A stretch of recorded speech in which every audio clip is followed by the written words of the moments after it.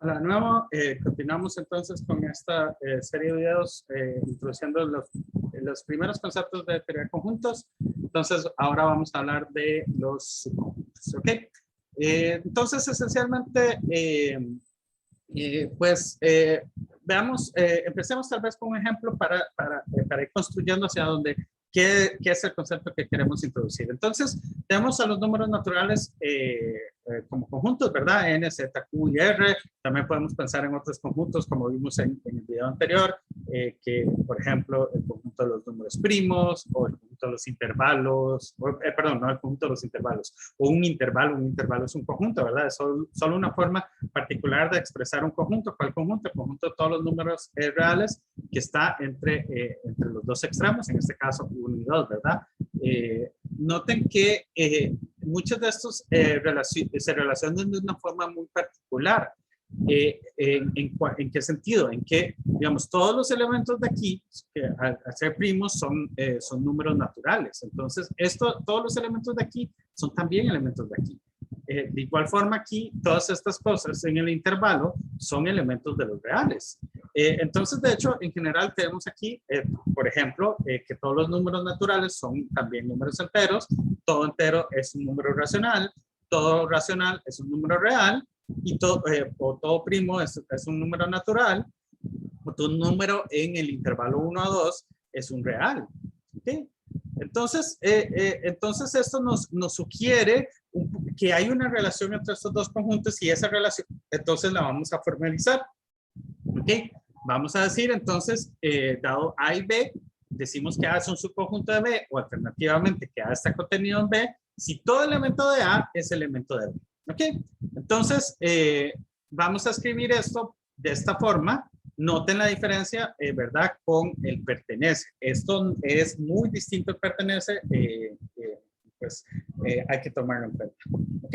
En lenguaje matemático podemos escribirlo así, como A es un subconjunto de B, sí, solo sí, para todo X. X está en A, implica que X está en B. ¿Ok? Entonces, en ese sentido, como yo les dije, van a haber algunas cuestiones que se parecen mucho entre la parte de lógica y la parte de subconjuntos, perdón, la parte de conjuntos, y van a haber muchas, digamos, como analogías, muchas cosas duales que se comportan de una manera muy similar. Y en ese sentido, la inclusión se comporta un poquito parecido a la implicación, y sobre todo en términos de prueba. Cuando probar que hay una implicación, y ahorita vamos a ver ejemplos, pero probar que hay una inclusión, perdón, es hacer una implicación. Es decir, uno se da aquí un X arbitrario y parte de la idea de que X pertenece a A, y de alguna forma manipulando esta idea llega a la conclusión de que X está en B, y así se ha mostrado una implicación, como vimos la semana pasada, que se demuestran las implicaciones. ¿Ok? Entonces, eso para que lo tomen en cuenta, pero bueno. Bueno, quería discutirles sobre diagramas de Venn. Hay una forma muy útil de expresar los conjuntos y sobre todo las relaciones entre ellos, y se llaman los diagramas de Venn. Posiblemente los han visto en internet porque hay muchos memes que usan diagramas de Venn por alguna razón particular, y es que son sencillos, ¿verdad? Es un diagrama en donde estamos interpretando cada uno de los conjuntos como un círculo, y entonces son muy visuales y muy fáciles de digamos, entender. Entonces, esencialmente, para la inclusión, el diagrama de Venn lo podemos ver así, como A está, A está metido todo dentro de B, ¿ok? Y entonces, justamente lo que vamos a interpretar aquí es que las cosas que se sobrelapan es porque esas cosas están como metidas dentro de otras. O sea, la parte que se sobrelapa está en cada una de las partes, o cosas así, básicamente, ¿ok? Entonces, en particular, aquí estoy expresando eso, que A está todo metido adentro de B, ¿ok? Bueno, vamos a ver entonces algunas propiedades que surgen rápido y por primera vez vamos a hacer pruebas ya un poquito, digamos, como específicas.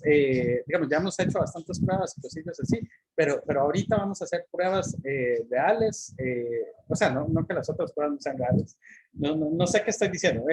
El punto es que vamos a hacer pruebas ya un poquito formal dentro de un contexto específico y entonces vamos a ir viendo algunas como técnicas y tácticas que uno usa para probar cosas dentro de este contexto. Más adelante vamos a cambiar de contexto y entonces vamos a cambiar de tácticas a veces y otras tácticas que son estándar en todas, ¿ok? Pero eso es como tienen que entender muchas veces por qué en mate es que hacemos tantas pruebas. En los cursos de mate que ustedes les van a seguir adelante, van a ser acerca de hacer pruebas, muchos, o sea, o buena parte del curso va a ser acerca de hacer pruebas, no solo hacer cálculos, también hacer cálculos, o sea, eso no se va a quitar nunca, pero va a haber mucho de hacer pruebas y es porque propiamente lo que queremos que se aprenda en matemática es los conceptos y el por qué estos conceptos son verdad y por lo tanto las técnicas que se usan para manipular esos conceptos. ¿Okay? Y entonces esto va a ser un buen primer ejemplo. Entonces, sean A, B y C conjuntos cualesquiera, entonces noten ahí que ya hay un para todo, ¿ok? Y ese para todo, lo que me está diciendo es que se satisfacen todas las siguientes cosas. Esto es muy típico en matemática, digamos, como que uno dice, ok, para cualesquiera un montón de cosas y empieza a dar un chorro de cosas que satisfacen esas cosas. Vean que algunas puede ser que no tengan a todas las letras, como esta primera, pero digamos, es como usual hacerlo así, ¿ok? Y pues entonces aquí yo estoy en mis demostraciones que ahorita van a ver, vamos entonces a tomar A, B y C arbitrarios y vamos a intentar mostrar cada una de las cosas, ¿ok? Pero bueno, ya vamos a ir a eso. Entonces, lo primero que tenemos es una propiedad que es bueno que se vayan aprendiendo estos nombres porque son muy estándar en muchas áreas de matemática en donde estamos tratando con relaciones. El subconjunto es una relación que hay entre objetos y aquí estamos diciendo que esta relación, perdón, es reflexiva. ¿A qué me refiero? A que A es un subconjunto de A. ¿Ok? ¿Qué es algo que no es reflexivo? Por ejemplo, algo que no es reflexivo.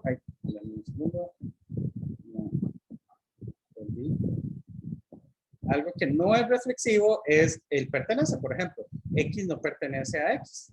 Algo que es reflexivo, el menor o igual, X es menor o igual que X.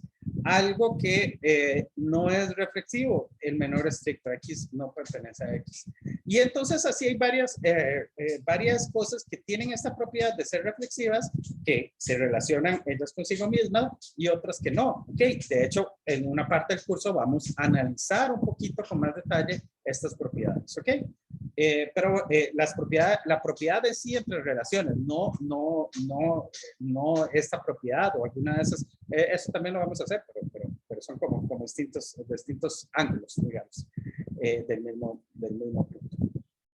Otra propiedad que tenemos es la transitividad. Creo que ya les he mencionado esta palabra anteriormente y lo que me dice es que si A está contenido en B, B está contenido en C, entonces A está contenido en C, ¿ok?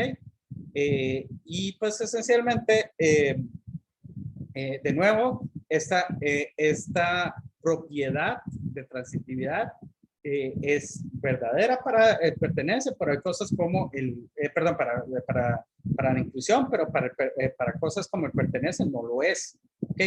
Transitividad es verdadera para la inclusión, pero no es verdadera para el pertenece. ¿A qué me refiero? Por ejemplo, A pertenece a B, B pertenece a C. No quiere decir, no es cierto que A pertenezca a C. No es cierto, ¿ok? No necesariamente. O sea, hay casos en los que puede pasar, pero no es cierto siempre. Para su conjunto, sí, ¿ok? Entonces, esto es un cambio muy, muy importante, ¿ok? Lo que yo estoy diciendo es lo siguiente. Pensemos en las listas de nuevo. Yo les había dicho, tenemos listas, ¿ok? Y entonces en esta lista yo tengo qué sé yo, número raíz de 2. Y luego tengo el número raíz de 3, por decirlo así. Y pues bueno, entonces la forma de pensar en un subconjunto es una sublista. Digamos, yo puedo hacer, voy a poner un elemento, de hecho no sé por qué los números, nada más voy a hacer la lista que tiene raíz de 2 a raíz de 3 y tiene, qué sé yo, a 5, por decir algo. Bueno, a raíz de 5, estamos con raíces. No es que tengan que ser así, pero ya que lo puse, entonces yo puedo tener otra sublista que sea raíz de 3 y raíz de 5. Digamos, por poner un ejemplo. Entonces tengo esta sublista, entonces es una lista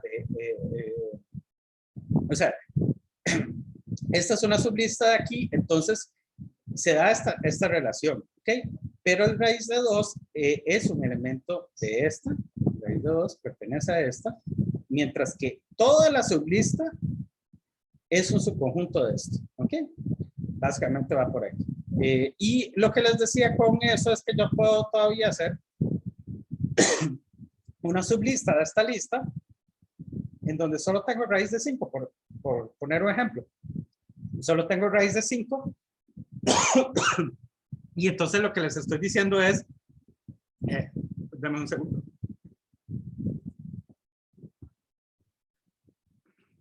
Ya, disculpen. Me dio como, no sé, como casi un atraganto raro, no sé, pero bueno. Entonces, volviendo al punto, es que esto noten que es una sublista de esto y esto aquí es una sublista de esto, pero entonces lo que dice la propiedad es que esto también de aquí va a ser una sublista de esto, ¿ok? Y entonces noten la diferencia con el pertenece, o sea, aquí ninguna de estas cosas pertenece a lo de acá, porque, digamos, ninguna de estas listas pertenece acá porque no está la lista. Yo podría poner la lista aquí. Alguna lista ahí, pero no está. Ese no es el caso aquí. Entonces, ninguna de estas sublistas está aquí adentro. Entonces, ninguna pertenece. ¿Ok? Y aunque metiera alguna sublista ahí, no quiere decir que los elementos de esa sublista pertenezcan a la otra cosa y así. Entonces, básicamente por ahí va el asunto. O sea, la transitividad sí es verdadera en el subconjunto, pero no en el pertenece. ¿Ok? Que es un poquito lo que había hecho en el ejemplo del video pasado. ¿Ok? Otra propiedad es la antisimetría. Esta antisimetría, más adelante vamos a ver que estas tres propiedades forman lo que en matemática llamamos un orden parcial. Un orden parcial es algo que se comporta un poquito como un orden. Esencialmente, esta antisimetría lo que me dice es que, digamos, si yo tengo una lista, tengo dos listas ahí, y esencialmente yo sé que esta lista es una sublista de la más grande, de la derecha, pero también sé que esta lista es una sublista de la otra, entonces es porque eran la misma lista, ¿verdad? O sea, porque esencialmente, ¿qué es lo que está pasando? Y ya vamos a hacer la prueba que es exactamente lo mismo que voy a decir, pero esencialmente lo que está pasando es que todas las cosas que están aquí van a estar acá. Es lo que me dice esto.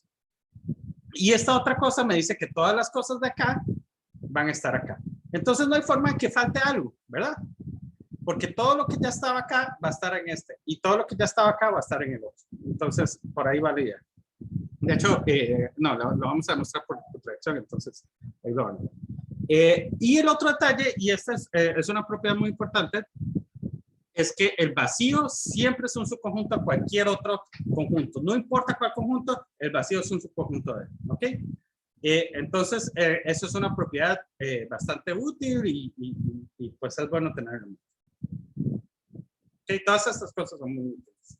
De hecho, esta antisimetría, ahorita vamos a hablar de que nos sirve para mostrar cosas, entonces es bueno tenerlo en mente. Entonces, como les había dicho, debemos probar estas afirmaciones y aquí entonces vamos a empezar a aplicar lo aprendido en la parte de lógica. Entonces, vamos a probar la primera proposición, entonces voy a recordarla. sea arbitrario, entonces tenemos que probar que A es un subconjunto de A. ¿Ok? Entonces, lo que debemos, para mostrar que A es tal vez debe haber puesto aquí A es un subconjunto de A. Hay que mostrar, y entonces voy a escribir HQM para hay que mostrar que A es un subconjunto de A. Entonces, para mostrar uno, debemos entender qué es lo que nos están pidiendo. Y entonces hay que entender qué es esto. Y una forma de hacerlo es escribiéndolo, ¿verdad? Entonces, según la definición de pertenece, esto aquí es para todo X. Si X pertenece a A, entonces X pertenece a P. Perdón. Dije P porque estoy pensando un poquito de dónde va. Pero bueno, tomamos entonces un X arbitrario, ¿verdad? Lo que tenemos que hacer siempre cuando tenemos un para todos, tomar, bueno, no siempre, vamos a ver casos distintos, pero aquí vamos a tomar un X arbitrario y entonces vamos a ver que lo que tenemos que mostrar es que X no, que si X pertenece a A, entonces X pertenece a A. ¿Ok? Pero esto es muy evidente que esta proposición es de la forma P implica P y es fácil ver que esto es verdadero siempre. Creo que se me olvidó darles este nombre, pero una proposición que no importa qué valor tome la P, siempre me va a dar verdadero, en lógica lo llamamos una tautología. ¿Ok? Entonces, para que lo tomen en cuenta, eso es un nombre.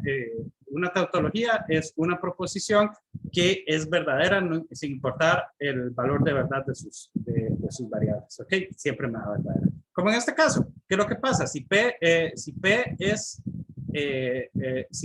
falso, entonces tengo falso implica falso, que es verdadero. Y si P es verdadero, entonces tengo verdadero implica verdadero, que es verdadero. Yo sé que cuando ustedes ven esto, a muchos les causa como confusión. Falso implica falso es verdadero, pero recuerden que eso ya lo discutimos, entonces es bueno que lo vayan interiorizando, porque yo lo sé, yo he tenido ya muchos estudiantes en este tipo de cursos y sé que cuando ven esto por primera vez, y también yo fui estudiante, y entonces también esto me chocó a mí en su momento. Falso implica falso es verdadero. Pero el punto es que sin importar si P es falso o verdadero, esta frase P implica P es verdadera y entonces el punto es eso. O sea, aquí no hay realmente nada que mostrar. Es tautológicamente cierto. X pertenece a A implica que X pertenece a A. ¿Ok? Igual, o sea, ustedes podrían decir, bueno, X pertenece a A, entonces X pertenece a A, es verdadero. Simplemente porque ya llegué de X pertenece a A, llegué a X pertenece a A, porque es exactamente lo mismo y listo. ¿Okay? Pero bueno, el punto es que en esta realmente no había nada que mostrar. Lo que estamos, lo estoy haciendo un poquito más para que lo vean, pero este son el tipo de cosas que en matemática uno diría como es fácil, es trivial, es claro, uno usa muchas de estas frases, a veces no son las mejores frases a usar porque a veces no es claro, y se los digo porque, o sea, realmente cuando uno lee libros avanzados o artículos de investigación, muchas veces lo que es claro para alguna gente no lo es tan claro para uno y entonces hay que tomar eso en cuenta. Pero digamos, aquí no está más escribirlo, decir, no, pues no, esto es verdad porque es verdad siempre. No importa qué frase hubiera puesto aquí yo, si hubiera puesto todos los gatos son negros, implica que todos los gatos son negros, pues es cierto. A pesar de que no todos los gatos son negros, es cierto. Y entonces no importa mucho. Pero sí. Vamos por ahí. Veamos entonces la proposición 2. Entonces voy a volver a ponerla para recordar la transitividad. Si A es un subconjunto de B y B es un subconjunto de C, entonces A es un subconjunto de C. Y este es un genial lugar para empezar a entender cómo mostramos realmente o cómo usamos todos los elementos de la sección anterior, digamos. De nuevo, lo que hay que mostrar es que si A es un subconjunto de B y B es un subconjunto de C, entonces A es un subconjunto de C, ¿verdad? Entonces, noten que esta es una implicación. Entonces, yo tengo que probar una implicación, ¿verdad? Que además me empieza aquí con una conjunción. Entonces, ¿qué es lo que me dice esto? Que yo puedo suponer estas cosas, ¿verdad? Para mostrar una implicación, yo empiezo con con darme cuenta que es una implicación y por lo tanto yo puedo suponer esto. Esto va a ser mis hipótesis. Entonces, A es un subconjunto de B y B es un subconjunto de C. Es la parte de la que yo parto. Es decir, es lo que yo asumo como verdadero y tengo que manipular estas dos cosas para intentar llegar a A es un subconjunto de C. ¿Ok? Algo que no me pueden hacer definitivamente, y se los digo así para que quede claro, es decirme, bueno, o sea, entonces es claro que A es un subconjunto de C. Porque no es para nada claro. Eso es lo que hay que mostrar, de hecho. Entonces, entonces tienen que explicarse, tienen que decirme exactamente qué es lo que está pasando y dejarme claro que entienden qué es lo qué es lo que hay detrás, ¿ok? Si solo escriben esas palabras, yo no voy a darme cuenta si realmente nada más dijeron, ok, yo lo que tengo que probar es que a partir de esto llego a esto o que realmente era claro para ustedes. Escriban todo lo que puedan, no hagan telegramas, háganlo. Y mucha gente siempre llega en estas cosas y me dice, no importa que lo digan mis propias palabras. Y la respuesta es definitivamente no, siempre y cuando sus propias palabras incluyan argumentos. Y eso se los digo que es importante porque alguna gente entiende en matemáticas como que tiene que escribir todo en símbolos y que entonces no puede explicarlo en palabras así. Pero no, o sea, definitivamente yo espero que ustedes me escriban y me digan, esto pasa por esto. Y que lo digan así en palabras, por esta cosa, por esta razón, por esta justificación, yo sé que es verdadero que esto, yo sé que puedo deducir esto, ¿ok? Pero, algo importante es que, por otro lado, es que intenten ser claros, porque a veces la gente cuando yo les digo entonces que sí, que definitivamente me expliquen sus propias palabras, se terminan echándose un párrafo que es como La Guerra y la Paz, o sea, es un libro gigantesco en donde uno termina perdiéndose en el argumento. Entonces, lo que hace uno en matemática normalmente es mezclar un poquito las dos formas. O sea, uno escribe algunas cosas en símbolos, escribe otras argumentadas con palabras, pero siempre intentando ser claro y conciso. ¿Ok? Si tienen que dar muchas vueltas para llegar al argumento, casi siempre es que hay algún error. ¿Ok? Casi siempre, no siempre, no es una regla. Pero bueno. Entonces, de nuevo, vamos a suponer la hipótesis, la hipótesis de la implicación y hay que demostrar la conclusión, ¿verdad? Esto que hay aquí. Y entonces, pues, entendamos de nuevo qué es lo que hay que demostrar. Hay que demostrar que para todo X, si X pertenece a A, entonces X pertenece a C. Entonces, vean que vamos a tener que mostrar otra implicación. Entonces, aquí tengo una implicación dentro de una implicación, pero no importa. Yo ya supuse esto y entonces estoy partiendo de que esto es verdadero. ¿Ok? Entonces yo parto de que eso es verdadero. Pero bueno, entonces, yo parto de que esto es verdadero y ahora esto es lo que tengo que mostrar y esto es otra implicación con otro para todo. Entonces voy a partir como siempre hemos partido ya de cuando tengo un para todo, entonces me doy un X arbitrario y de nuevo tengo una implicación y entonces voy a agregar esto al conjunto de mis hipótesis. Entonces vean que estoy agregando cosas al conjunto de mis hipótesis. Ya tengo más hipótesis y pues bueno, no importa, o sea, es justamente un poquito por ahí. Pero entonces todas estas cosas yo puedo usarlas, ¿ok? Y tengo que llegar a esta conclusión, a que X pertenece a C, ¿ok?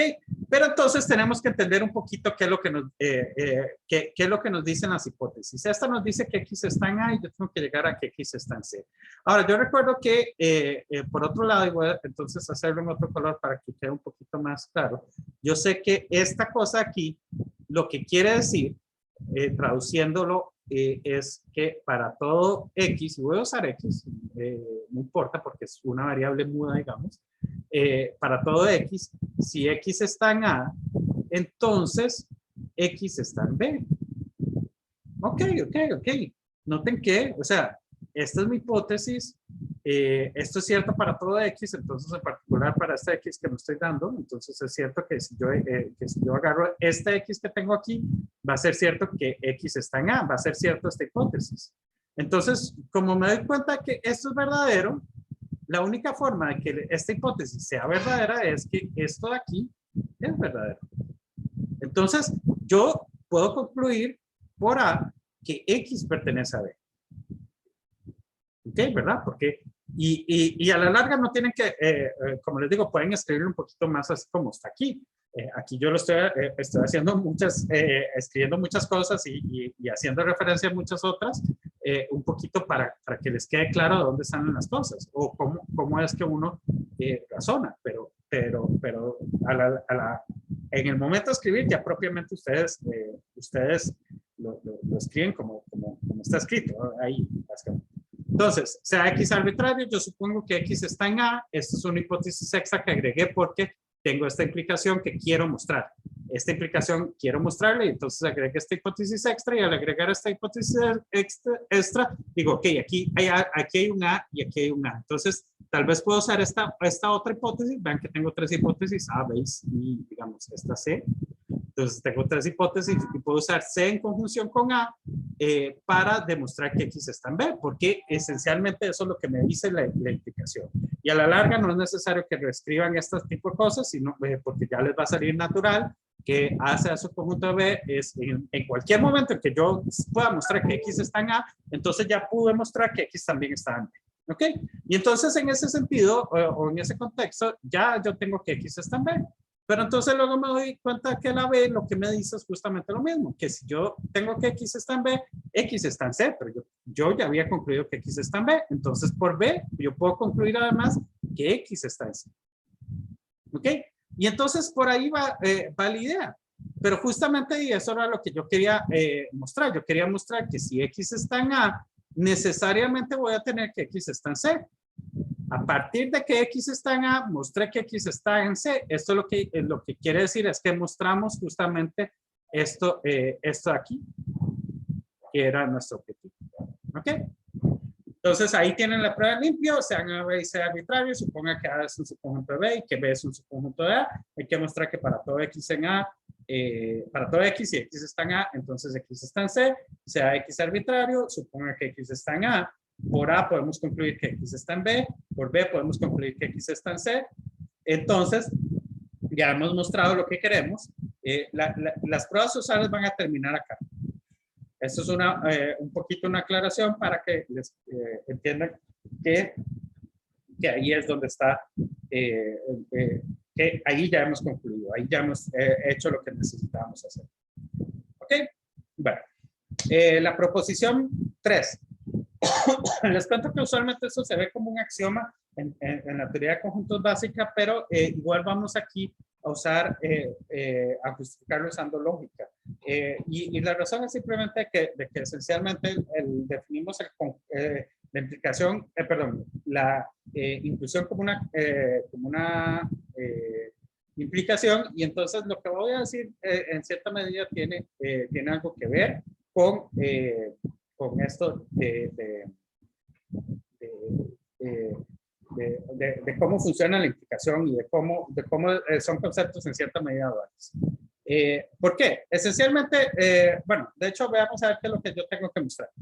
Lo que tengo que mostrar es la antisimetría. La antisimetría me dice que si A es un subconjunto de B y B es un subconjunto de A, entonces son iguales. ¿Ok? Entonces, yo, de nuevo, voy a suponer esto y quiero mostrar la igualdad, ¿verdad? O sea, entonces esto forma parte de mis hipótesis. Si A es un subconjunto de B y B es un subconjunto de A, es mi hipótesis, y lo que tengo que mostrar es esta igualdad. ¿Ok? Entonces voy a hacerlo por contradicción. Entonces esencialmente lo que voy a tener es que A es un subconjunto de B, B es un subconjunto de A, pero además, de nuevo, es por contradicción. Yo lo que tenía que mostrar es que A es igual a B. Entonces, supongo que A es distinto de B. Entonces, ese es un ejemplo de contradicción. Supongo lo contrario a lo que hay que mostrar. Hay que mostrar que A es igual a B bajo esta suposición, ¿verdad? Bajo esta suposición, lo que hay que mostrar es que A es igual a B, pero entonces, por contradicción, supongo que A es distinto a B. Entonces, noten que A y B son colecciones de elementos y que sean distintos es porque hay algo en una de estas colecciones que no está en la otra. Eso, como les digo, eso es básicamente el principio, uno de los principios básicos que dijimos, pero es como naturalmente pensamos en colecciones de cosas. Si son iguales es porque tienen las mismas cosas, ¿verdad? Y pues en ese sentido, entonces existe un X que está en A, pero que no está en B, ¿verdad? Si A es distinto a B, es porque existe un X en A, pero no en B, o viceversa, es uno de los dos. Y de hecho, entonces noten aquí que esta hipótesis se transformó en un par de casos realmente. En el caso, existe un X que está en A, pero no en B, o existe un X que está en B y no en A. Ok, pero, y aquí me lo voy a saltar un poco, pero el punto es que este caso de aquí es completamente análogo. Ok, entonces eso es bastante usual en matemática. Uno se da cuenta que dos cosas se hacen exactamente de la misma forma, nada más que intercambiamos algunos nombres y básicamente entonces uno dice, este caso es análogo. Entonces yo voy a suponer sin pérdida de generalidad, de hecho decimos. Sin pérdida de generalidad, entonces vamos a suponer que existe un X que está en A, pero no en B. Pero noten que eso es la negación de que A es un subconjunto de B, ¿verdad? En efecto, negar que A es un subconjunto de B es negar que para todo X, X está en A, implica que X está en B. Y entonces vamos a usar un poquito las reglas de la negación para transformar esta cosa, y de hecho hagámoslo aquí rápidamente. ¿Cómo se transforma esto? Esto es equivalente por las reglas de cuantificadores a la negación de esto. Implica X está en B, y pues esto de aquí es equivalente a existe un X, y no voy a negar todavía la implicación, porque la implicación es un poquito rara de negar cuando uno no está acostumbrado. Y lo que voy a hacer es pasar, lo que voy a hacer es pasar la implicación a un O. ¿Recuerdan la fórmula? Es negamos la primera o la segunda. Entonces, eso es equivalente a esto, y ahora sí voy a negar este O, que entonces necesito reglas de Morgan, que me cambian el O por el I y me niegan cada una por aparte. Y bueno, ahí también usa una doble negación, ¿verdad? No pertenece, es un pertenece, entonces esencialmente llegamos a esto que tenemos. Ok, entonces por eso tenemos esto. Y lo que yo les estoy diciendo es que justamente esta frase, que es la negación, esta frase es la negación de no estar aquí, es lo que estoy diciendo aquí. Existe un X que está en A, pero no en B. Ok, y entonces esencialmente esto aquí se opone a una de mis hipótesis, ¿verdad? Estas dos entran en contradicción. Entonces estas dos, contradicción.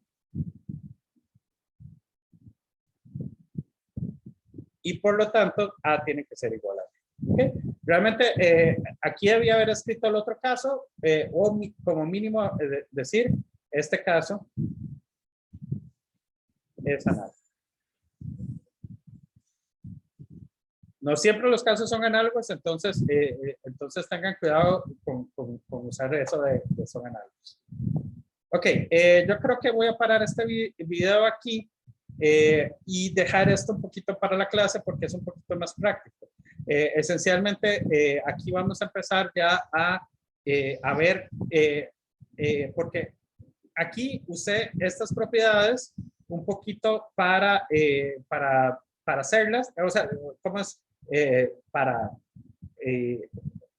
O sea, se las estoy dando porque son importantes y porque nos van a servir para un montón de cosas, pero además las usé para ejemplificar cómo probamos cosas, que es algo esencial en esta parte del curso.